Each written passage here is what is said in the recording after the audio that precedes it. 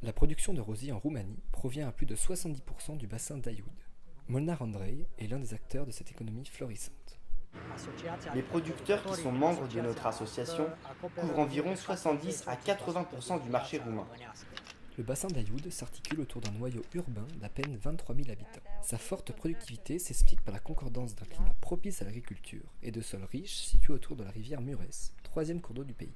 À la production de roses s'ajoute entre autres un domaine viticole d'une centaine d'hectares comprenant des cépages locaux et français. Les cultures maraîchères sont également très présentes, organisées en petites exploitations, rarement supérieures à quelques dizaines d'hectares.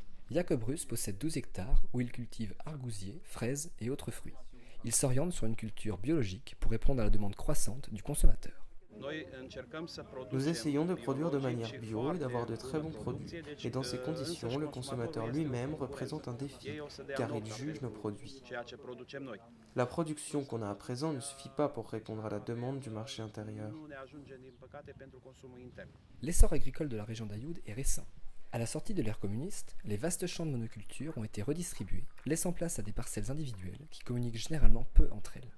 En parallèle de son exploitation horticole, Molnar Andrei préside le regroupement des Amis des Roses de Roumanie. Cette association offre à ses partenaires une meilleure visibilité et plus d'opportunités commerciales. La filiale départementale ALBA de l'association Amis des Roses de Roumanie s'occupe surtout de la promotion de ses membres, dont l'activité repose sur la culture des roses, la vente de matériel pour les plantations, ainsi que la défense des intérêts des membres. Nous faisons aussi en sorte de centraliser les nécessités des membres.